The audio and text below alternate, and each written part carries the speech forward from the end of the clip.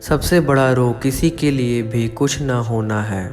हम ईश्वर के हाथ में एक कलम के समान हैं। अनुशासन लक्ष्य और उपलब्धि के बीच का पुल है। प्रेम कभी कोई नापतोल नहीं करता, वो बस देता है। हम में से हर कोई किसी न किसी वेश में भगवान है। एक जीवन जो दूसरे के लिए नहीं जिया गया वह जीवन नहीं है। प्यार हर मौसम में होने वाला फल है और हर व्यक्ति की पहुंच में है। अकेला और अवांछित रहने की भावना सबसे भयानक गरीबी है। बिना प्रेम के कार्य करना दास्ता है। कार्य में प्रार्थना प्यार है, कार्य में प्यार सेवा है। शांति की शुरुआत एक मुस्कुराहट से होती है। छोटी चीज़ों में वफादार रहिए क्योंकि इन्हीं में आपकी शक्ति निहित है। आप लोगों को सादगी से जीना चाहिए ताकि दूसरे लोग भी सादगी से रह सकें। जहाँ जाइए प्यार फैलाइए, जो भी आपके पास आए वह और खुश होकर लौटे।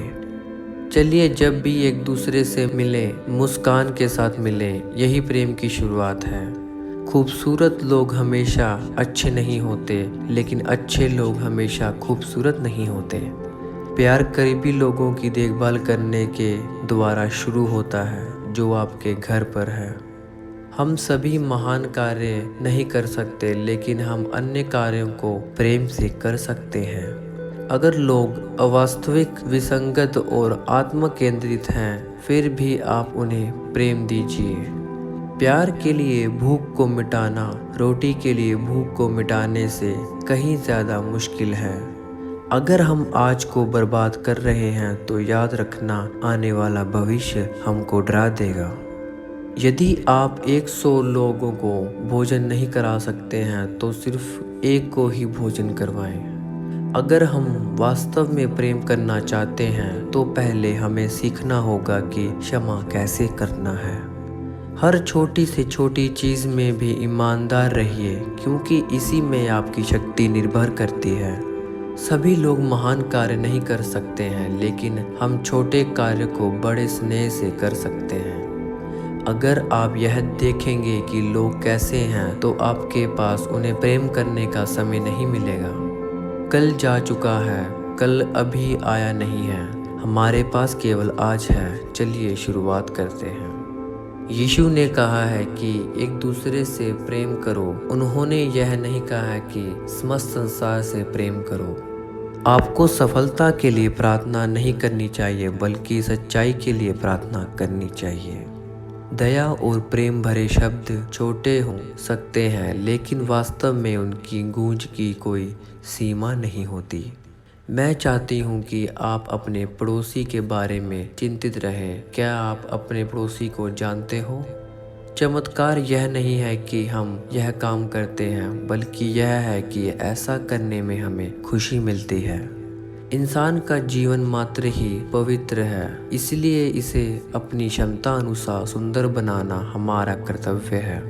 कुछ लोग आपकी ज़िंदगी में एक आशीर्वाद की तरह होते हैं और कुछ लोग एक सबक की तरह। भगवान यह अपेक्षा नहीं करते कि हम सफल हों, वे तो केवल इतना ही चाहते हैं कि हम प्रयास करें। मैं एक छोटी पेंसिल के समान हूँ जो ईश्वर के हाथ में है, जो इस संसार को प्रेम का संदेश भेज रहे हैं। आप दुनिया में प्रेम फैलाने के लिए क्या कर सकते हैं? घर जाइए और अपने परिवार से प्रेम कीजिए। यह महत्वपूर्ण नहीं है कि आपने कितना दिया, बल्कि यह है कि देते समय आपने कितने प्रेम से दिया। हम सभी जीवन में महान कार्य नहीं कर सकते हैं, लेकिन हम जो भी कार्य करें उसे प्रेम से कर सकते हैं। आपका परिवार ही वो माध्यम है जिसकी सहायता से आप पूरी दुनिया में प्रेम का दीपक जला सकते हैं। आज के समाज की सबसे बड़ी बीमारी कुष्ठ रोग या तपेदिक नहीं है, बल्कि अवांछित रहने की भावना है।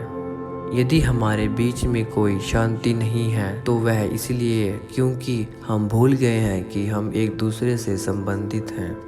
अगर आप मेरे बारे में कुछ लिखना चाहते हैं तो आप सिर्फ मेरे कार्यों पर लिखो ताकि लोगों को प्रेरणा मिल सके।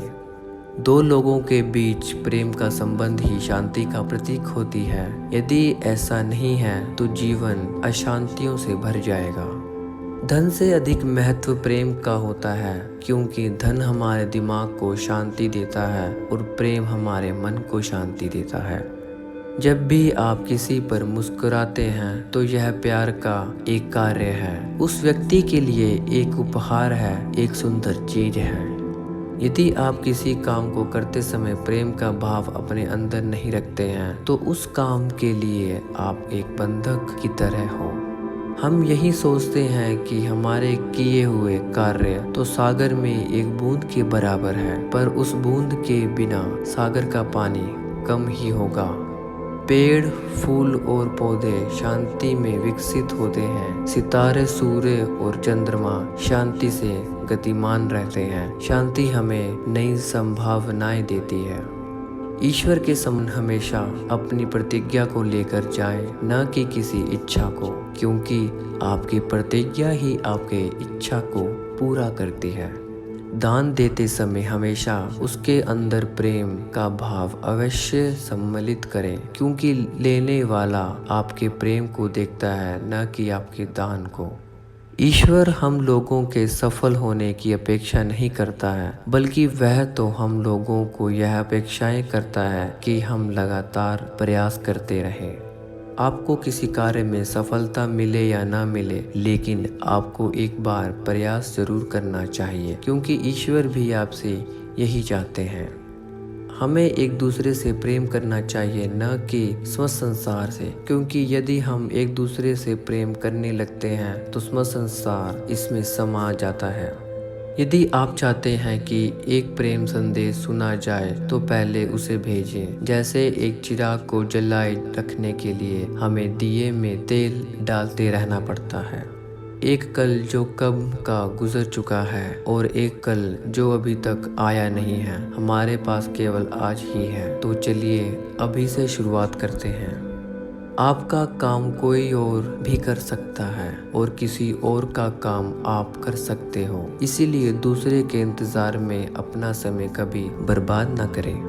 केवल धन देने भर से संतुष्ट न हो। धन पर्याप्त नहीं है, धन पाया जा सकता है, लेकिन उन्हें आपके प्रेम की आवश्यकता है। तो जहाँ भी आप जाएं, अपना प्रेम सब में बांटें।